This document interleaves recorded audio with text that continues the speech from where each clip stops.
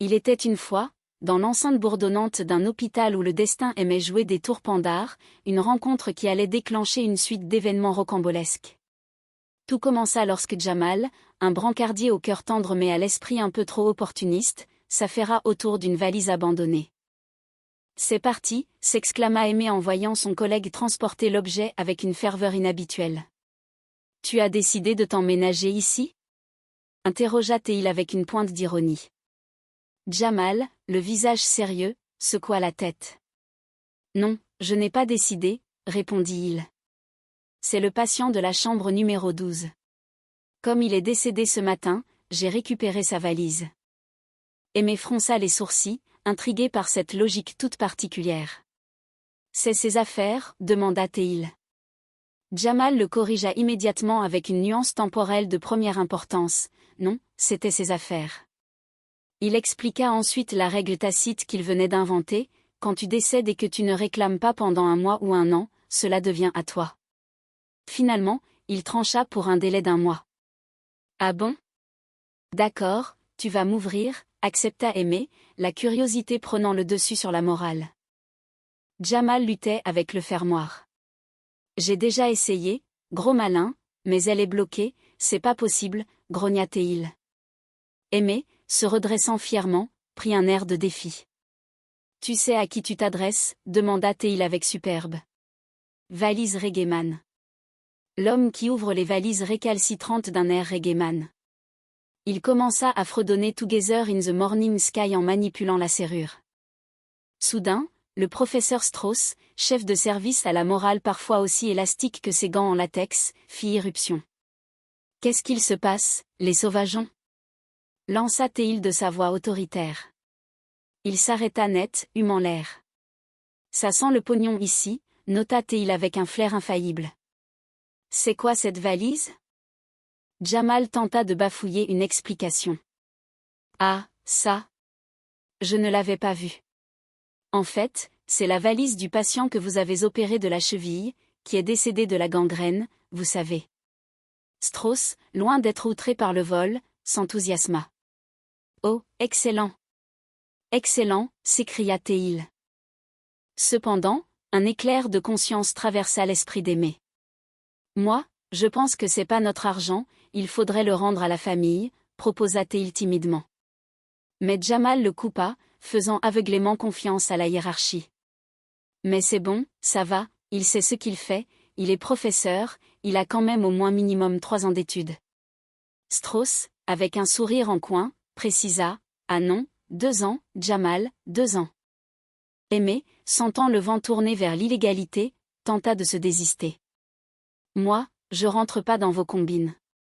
I don't walk like en égyptien, déclara Théil. Mais le professeur Strauss avait déjà commencé la distribution. Vous avez vu, vous faites des parts monocordes, c'est-à-dire pas de la même corde. Alors, ça, c'est pour moi, je suis tout de même votre chef de service, non? Alors moi, je prends 100 000, et vous, chacun, 50 000. L'injustice de la répartition fit immédiatement réagir Jamal. Mais pourquoi il méprendrait plus que moi, c'est moi qui ai trouvé la valise. S'indigna Théil. Strauss, pour calmer le jeu, inventa une menace imaginaire. Je pense, si ça se trouve, que cette valise appartient à une famille de boxeurs. Et oh, qui a vu une valise?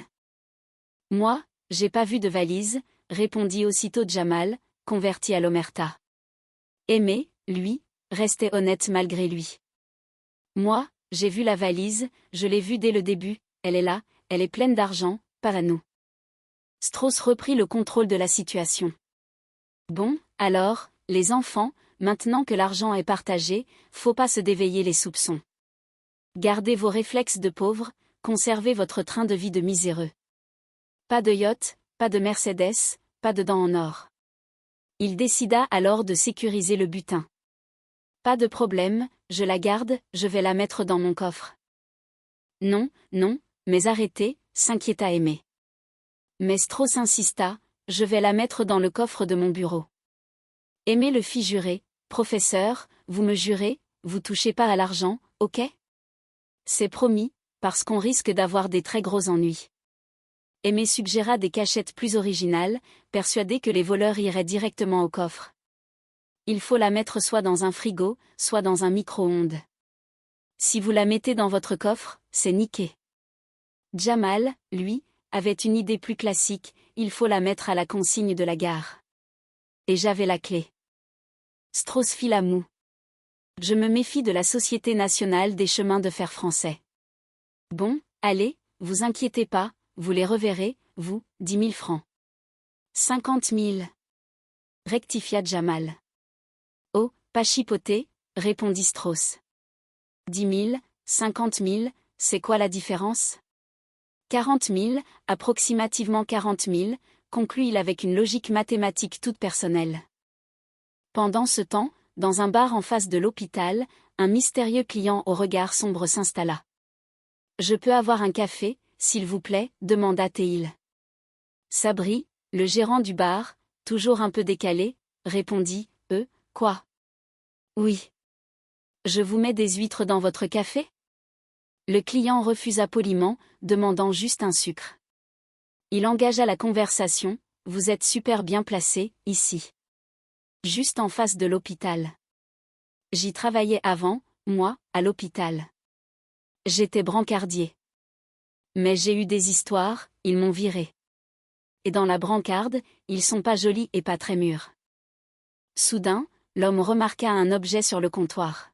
« Waouh! Et, c'est... Il est bien, ton couteau, monsieur. » Puis il vint au fait. « Dites-moi, j'avais un ami qui était dans le service du professeur Strauss, et je devais récupérer des affaires, et j'ai pas eu de nouvelles de lui. » Sabri répondit avec le tact qu'on lui connaissait, « Strauss? Peut-être mort. » Avec Strauss, ça arrive souvent. L'homme demanda où joindre le professeur. Sabri lui donna l'adresse sans réfléchir. Bah, chez lui. Il habite avec sa fille, un pavillon qu'il a hérité d'un patient décédé. CDE. Il a une fille, alors, demanda l'homme. Ouais, confirma Sabri.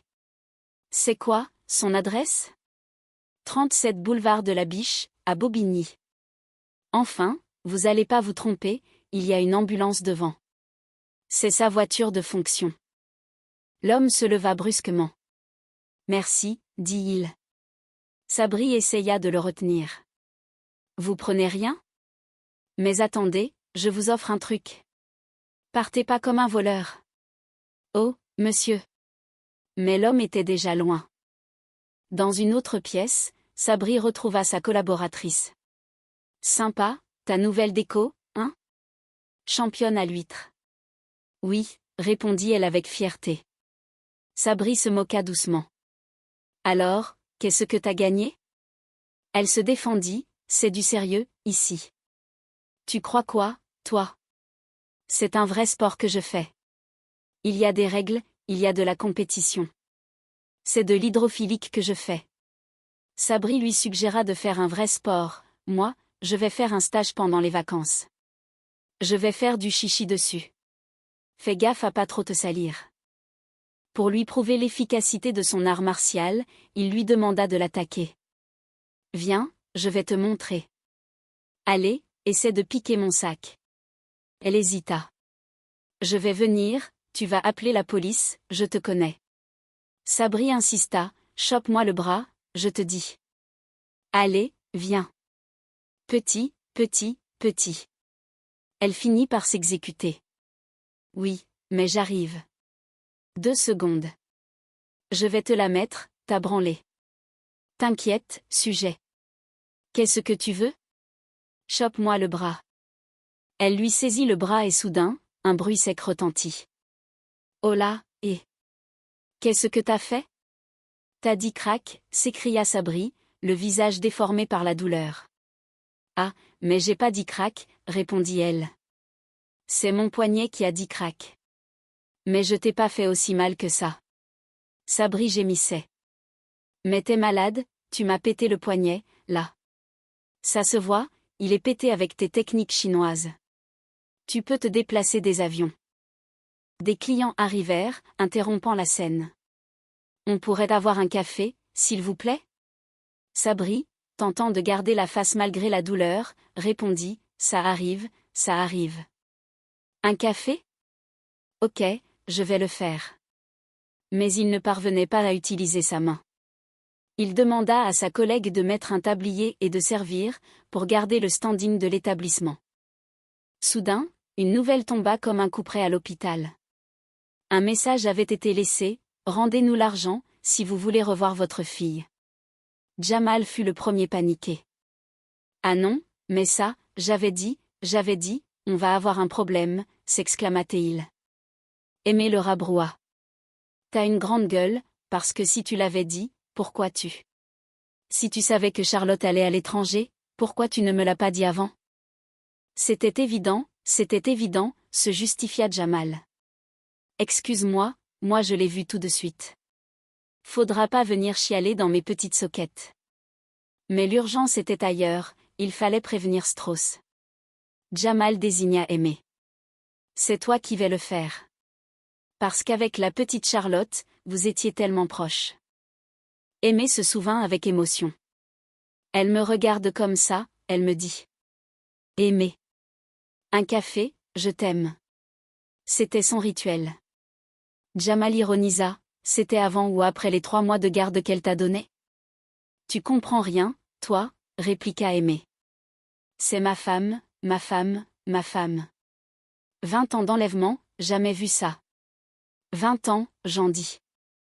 Strauss arriva, l'air hagard. Qu'est-ce qu'il se passe?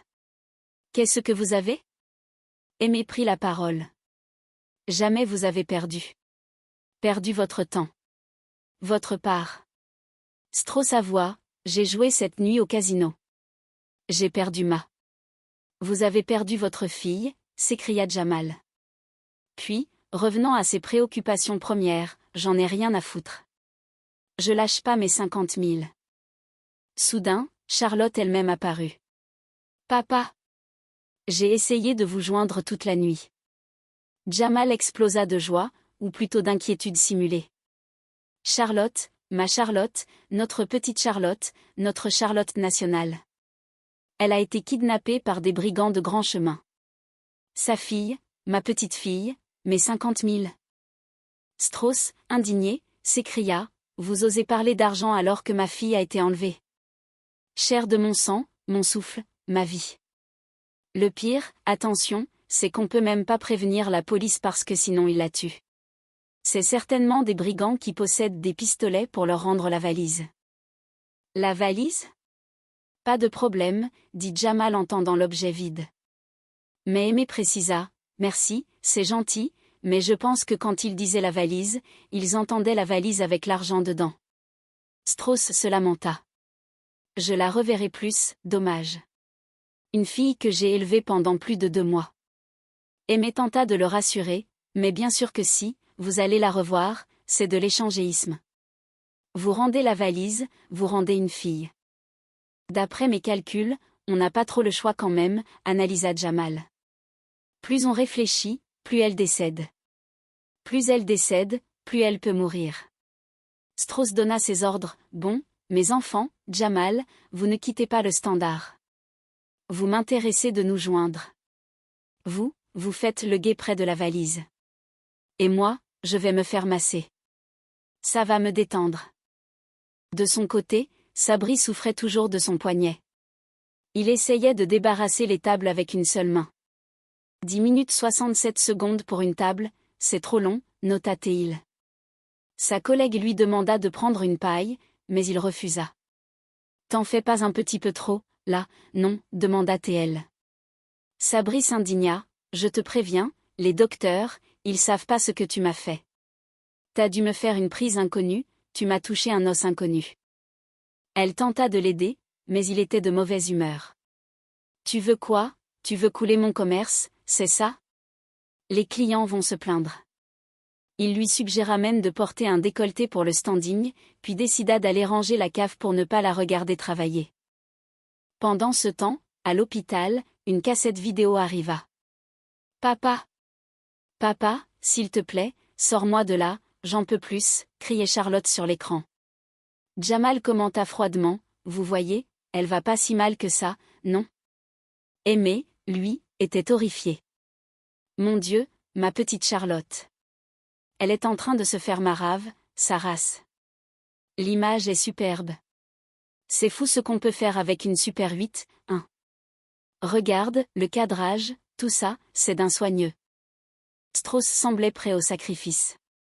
Mon Dieu, je suis prêt à donner ma vie pour toi. Mais il hésitait toujours pour l'argent. Faut jamais céder au chantage. C'est mettre les doigts dans un cadrage très dangereux. Le gouvernement sera obligé de libérer les prisonniers.